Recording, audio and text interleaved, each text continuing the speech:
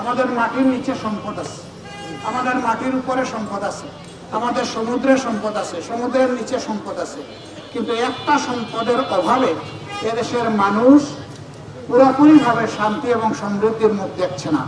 সেই সম্পদ হলো যারা দেশ পরিচালনা করেন, নেতৃত্ব দেন, তাদের মধ্যে চরিত্রের সম্পদের অভাব। আজকে এক এক করে স্বাধীনতার 54 বছর চলে গেল। এই সময়ে অনেক দল, অনেক শাসক এসেছেন। ক্ষমতায় বসার আগে সকলেই জনগণকে অনেক সুন্দর সুন্দর কথা বলেন, কিন্তু ক্ষমতায় যখন তারা বসে যান তখন তারা জনগণকে ভুলে যান।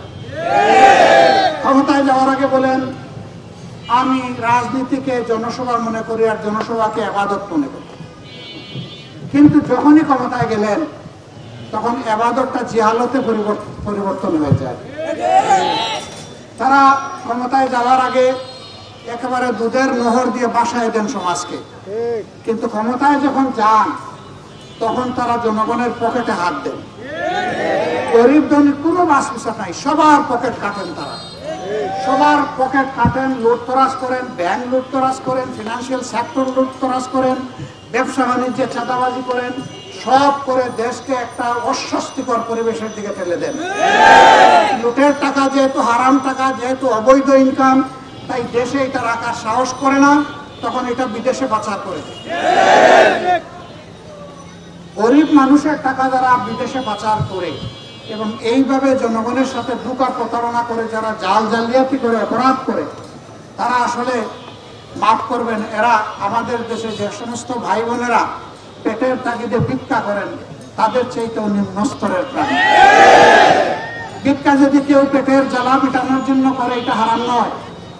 আল্লাহর বিধানে এটাকে হালাল রাখা হয়েছে এবং সম্পদশালীদেরকে উৎসাহিত করা হয়েছে যারা গরিব তাদের দিকে সদয় দৃষ্টিতে দেখার জন্য, সদয় হাত বাড়ানোর জন্য। কিন্তু যারা নিজেদের হাত অন্যের পকেটে ঢুকাই দেয়, এটাকে আল্লাহ হারাম ঘোষণা করেছে। আমরা একটা দুর্নীতিমুক্ত বাংলাদেশ চাই।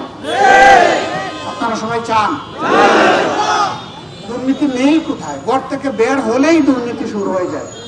আপনি যেখানে যাবেন সেখানে দুর্নীতি, সেখানেই চাঁদাবাজি, মানুষ অতিষ্ঠ। এই জেলায় একেবারেই মানুষ এখন হাঁসফাঁস করছে। আমরা এই যন্ত্রণা থেকে দেখতে চাই যে আমাদের জাতি অতিরেই মুক্তি পাবে ইনশাআল্লাহ। আমরা দুর্নীতির বিরুদ্ধে যুদ্ধ ঘোষণা করেছি। এই দুর্নীতি সমাজ থেকে নির্মূল না হওয়া পর্যন্ত আমাদেরকে কেউ থামাতে পারবে না ইনশাআল্লাহ। আমাদের এই যাত্রা অব্যাহত থাকবে ইনশাআল্লাহ। আমরা এরপরে বলেছি বাংলাদেশের গ্রাম থেকে শুরু করে সুপ্রিম কোর্ট, কোথাও মানুষের জন্য এখন ন্যায় বিচার অবশিষ্ট নেই। আমরা বলেছি ইনশাআল্লাহ আগামীতে কোরআন এবং সুন্নাহর ভিত্তিতে সমস্ত দল, ধর্ম, জাতি, বর্ণ নির্বিশেষে সমস্ত মানুষের জন্য ন্যায় বিচার বা সামাজিক সুবিচার নিশ্চিত করা হবে ইনশাআল্লাহ। এখানে বিচার বিভাগ দেখবে না কে রাষ্ট্রের প্রেসিডেন্ট আর কে প্রধানমন্ত্রী। অপরাধ যিনি করবেন তার অপরাধের শাস্তি তাকে বহন করতে হবে। বাট বর্তমান সমাজ ব্যবস্থা এটি নেই। সমাজ মুখের দিকে তাকাইয়া বিচার করে, টাকার বান্ডিলের দিকে তাকাইয়া বিচার করে। সবাই না হলেও বেশিরভাগ ক্ষেত্রে আমাদের বিচার ব্যবস্থা একেবারেই পচে গিয়েছে। আমরা 15.5 বছর এই বিভৎস দৃশ্য দেখে এসেছি। বলবেন এখন কি সবাই বন্ধ করে দিয়ে ফিরিস্তা হয়ে গেছে? না, এখন শুনি যে ক্ষেত্র বিশেষে রেট নাকি আরো বাড়াই গেছে। আমরা আপনাদেরকে আশ্বস্ত করতে চাই, রাষ্ট্রের সকল নাগরিক তার যোগ্যতা অনুযায়ী রাষ্ট্রের সেবা করবেন, চাকরি করবেন, ব্যবসা করবেন, উদ্যোক্তা হবেন, কিন্তু কারো দ্বারা অন্য কারো হক নষ্ট করতে দেওয়া হবে না ইনশাআল্লাহ। যার হক তার হাতে ফিরিয়ে দিতেই হবে। তিনি যে পর্যায়ের মানুষই হন, তাকে জবাবদিহিতার আওতায় আনা হবে। কেউ জবাবদিহিতার বাইরে থাকবেন না ইনশাআল্লাহ। আমাদের দেশে দুর্নীতি দমন কমিশন আছে, কিন্তু মাঝে মাঝে পত্রিকায় দেখবেন সেই কমিশনের স্বয়ং কর্তা ব্যক্তিরা দুর্নীতিতে গলা পর্যন্ত ঢুকে গেছে। ওরে বাবা, শস্যের মধ্যেই যদি ভূত থাকে তাহলে ভূত তাড়াবে তাকে। এখানেই তো ভূত। ইনশাআল্লাহ এখন যারা দুর্নীতি করে তারা হয়তো মনে করবে হায় রে বাবা, তাইলে তো না খেয়ে মরতে হবে। দেখি না বাবা, তোমাকেও না খেয়ে মরতে হবে না। কারণ তুমি তো ঘুষ নাও এক জায়গায় তোমার দপ্তরে, কিন্তু তোমাকে চলতে হয় সারা দেশে এবং দেশের অভ্যন্তরে। তুমি যে আরো 10টা দপ্তরে যাও সেখানে কিন্তু তোমাকে ঘুষ দিতে হয়। তুমি যদি তোমার দপ্তরের পরিচয় দাও, বলবে স্যার ওখানে তো আপনারটা আপনি নেন, এখানে আমারটা আমারে দেন। আপনি তো সব জায়গায় দিতে বাধ্য হবেন। ফলাফল কি? দিন শেষে হালাল তরিকায় হলে যেমন আপনার চলতো, দিন সময় শেষে দিতে দিতে আপনার তহবিল উজাড় হয়ে যাবে, আপনার আর থাকবে না। তাহলে কেন এই হারামের বোঝা আপনি বহন করবেন?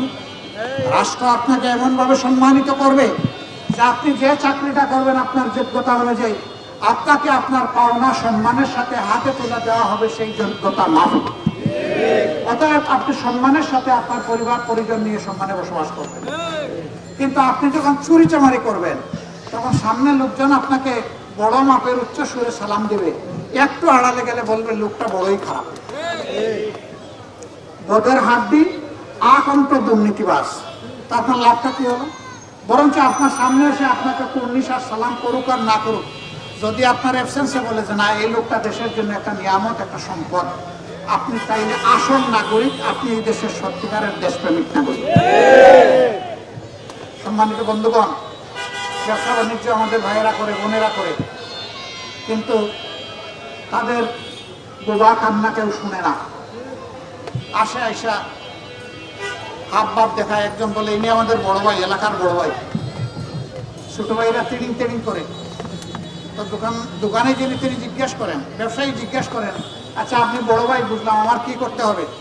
না এখানে এই পোলা পাইন আমার সাথে চলে, তো এদেরকে একটু দেখে রাখতে হবে। বলছে ভাই আমি তো আমার ব্যবসা দেখে রাখবো, পোলা পাইন দেখবো কেমনে? বুঝেন না মিয়া, দেখার অর্থ কি? দিনে আসবে, সপ্তাহে আসবে, মাসে আসবে, হাত ভরে আমরা যা চাইবো তা দিয়ে দিবে। বলবে আমি গরিব একজন মানুষ, সাধারণ একজন মানুষ, স্বল্প পুঁজিতে ব্যবসা করি, আপনাকে দিলে আমার ব্যবসা চলবে কেমনে? স্পর্ধা তো আপনার কম নয়, বড় ভাইয়ের সাথে আপনি তর্ক করেন। প্রত্যেকে আসছেন চিনেন না, এই ধরনের কথাবার্তা বলে না, ক্ষেত্র বিশেষ হাত উঠে দেয় তার শক্তি দেখানোর জন্য, ভয়ভীতি দেখানোর জন্য।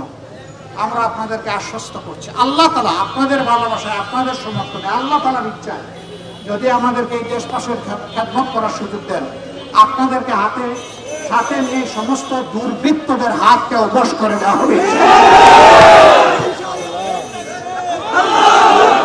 ব্যবসায়ী জায়গায় ব্যবসা করবে, চাকরিজীবীর জায়গায় চাকরি করবে, তারপরে বাড়তি কেউ খবরদারি করার কোনো দুঃসাহস দেখাবে না ইনশাআল্লাহ। রাষ্ট্র ন্যায় এবং ইনসাফের ভিত্তির উপর দাঁড়াবে এবং রাষ্ট্র এক চোখে সবাইকে দেখবে, দুই চোখে দেখবে। তিনি যে ধর্মের যে দলের হন না কেন। আফসোসের বিষয়, মায়েরা আমাদের মায়ের জাতি, কিন্তু এই সমাজ মায়েদেরকে সম্মান দিতে পারে না। আমাদের মায়েরা ঘরেও নিরাপদ না, তারা চলাচলের সময়ও নিরাপদ না, তারা কর্মস্থলেও নিরাপদ না। এমনটা কেন হবে? এমনটা হয়েছে এই কারণে যে এই ধরনের একটা দেশ যেখানে 90% মানুষ মুসলমান, কোরআনের সাথে আমাদের আচরণের কারণে অবস্থা হয়েছে। রাসূলুল্লাহ সাল্লাল্লাহু আলাইহি সাল্লাম তার জীবনের শেষ লগ্নে এসে বলেছিলেন, হে বিশ্ববাসী তোমরা সাক্ষী থাকো, আজ এমন একটি সমাজ ব্যবস্থা তোমাদেরকে উপহার দিয়ে যাচ্ছি। ইয়েমেনের রাজধানী সানা থেকে মরক্কোর রাজধানী হাজারামাউত 3,500 মাইলের ব্যবধান।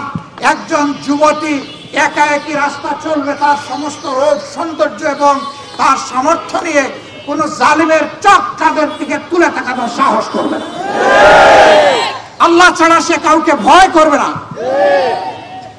এই জন্য আল্লাহ রাসূল তার জীবনের শেষ খুতবায় এসে বলেছিলেন, খায়রুল কুরুনি কারনি সুম্মাল্লাযীনা ইয়ালুনহুম সুম্মাল্লাযীনা ইয়ালুনহুম। জগৎবাসী মনে রেখো, আমার যুগ শ্রেষ্ঠ যুগ, এমন সুশাসন আর তোমরা চোখে দেখবে না। এরপরে আমার সাহাবাদের যুগ, এরপরে তাবেঈনদের যুগ। ইতিহাসে তাই হয়েছে। আমরা আবার খেলাফত আলা মিনহাজুন নবুওয়াত, আল্লাহ তাআলার নবুয়তের যে শাসন মদিনা কেন্দ্রিক ছিল, আল্লাহর কাছে আরজ করে, হে আল্লাহ বাংলাদেশে সেই শাসনটা তুমি আমাদেরকে দান করো।